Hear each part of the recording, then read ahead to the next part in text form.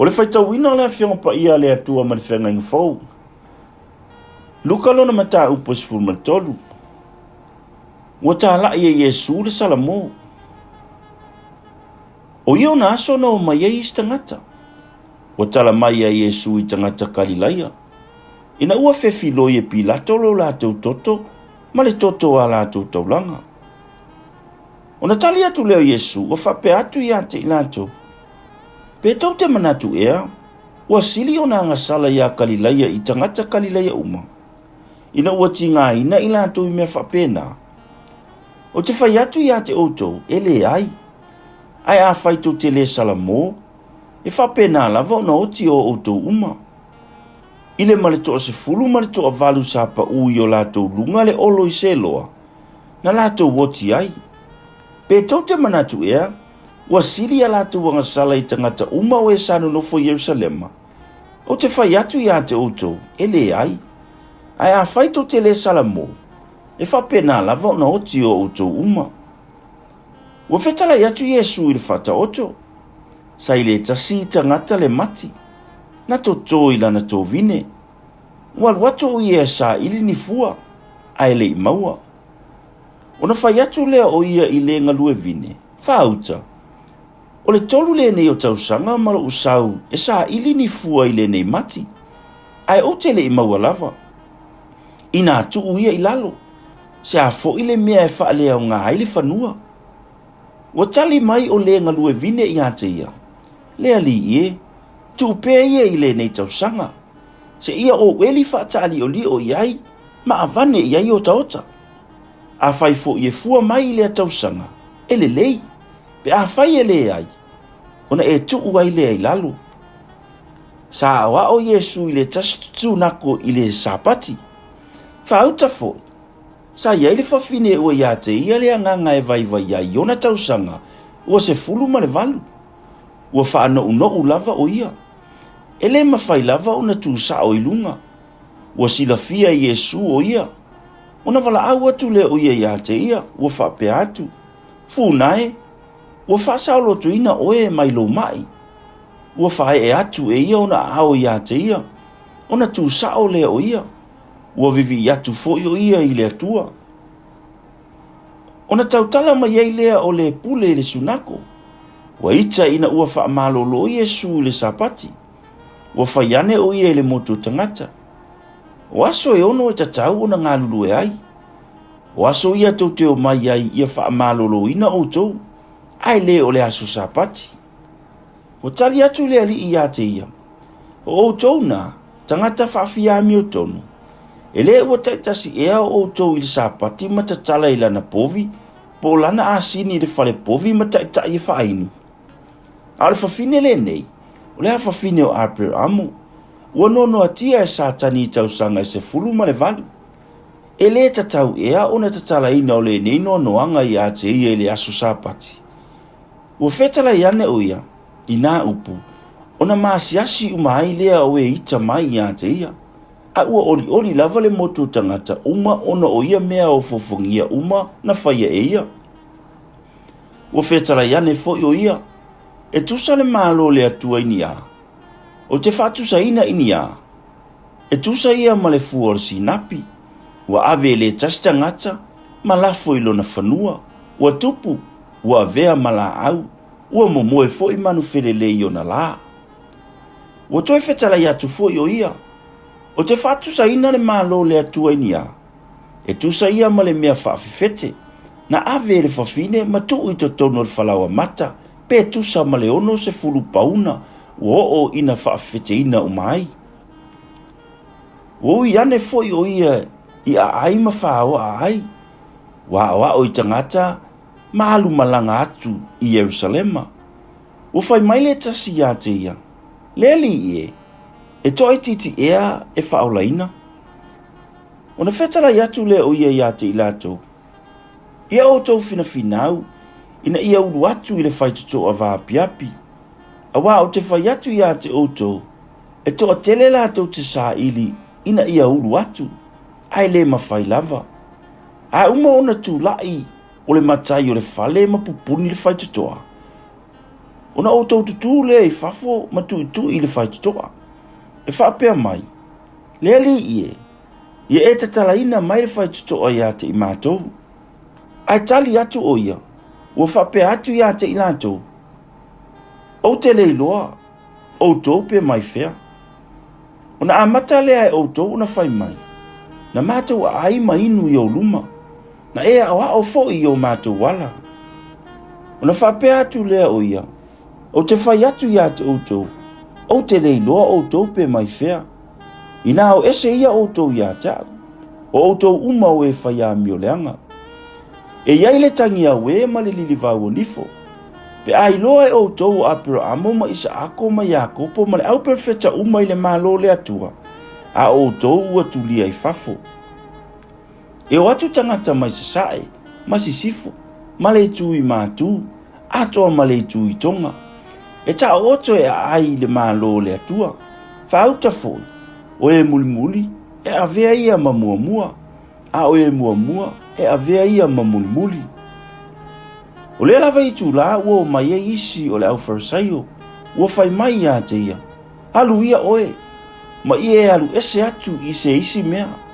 A wao he rota ua fia fasioti ia te oe. Ona whetalai atu lea o ia ia te ilato. Ina o ia o tau ma fai atu I le na a lope.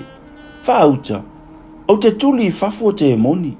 O te whaamalolo fo I e mamai I le aso matai au. Ai o le tolu o aso, ona whaa I uina ai lea o la unga luenga. Pe tai e te tau ona o whelua lua I le aso matai au. Ma le aso I ona tu atu. A wae le mawhai ona oti se perfeta I se tasi mea na o Jerusalem lava. Jerusalem mai. Wa e fasioti I perfeta ma fitongi I maa. La tau na awina atu ia te oe. Po ua whaafia ona o mana o e whaapoto I lau whanau. E pei o le moa e whaatasia ia lana toloa I lalo o na apa au. Ai sa o tau le mana na o ai. Whaauta, e whaatafuna ina lo o tau whale. E moni o te whai atu ia te o tau. Tau te le loa mai lava au. Se ia o atu I le aso o tau te whai ane ai. Ia manuia le maliu mai le suafa o le ali. Luka lon mata upus ful malfa. Wa fa malo lo Yesu le mai le sapati. Wa oile ta sapati. Wa mali watu Yesu le fale o le tasiali I o le au farisaio e tau mawhai. O na lato la malama le ia te ia. Fa auta foi. Sai o na luma le tangata ua mai le fula. Wa fetala yatu Yesu I le au o tula fono ma le au farisaio. Wa fa pe atu. Pe sa ea ona wha malolo I mai le sapati. Wala tu wha alolongo lava. Ona tanga watu leo Yesu ia te ia. Wa wha malolo ia te ia. Matu watu e alu. Wa whetala ia tu foi o ia te ilatou. Wa iso o tau wa ia se asini po se povi wa pa ui le lua.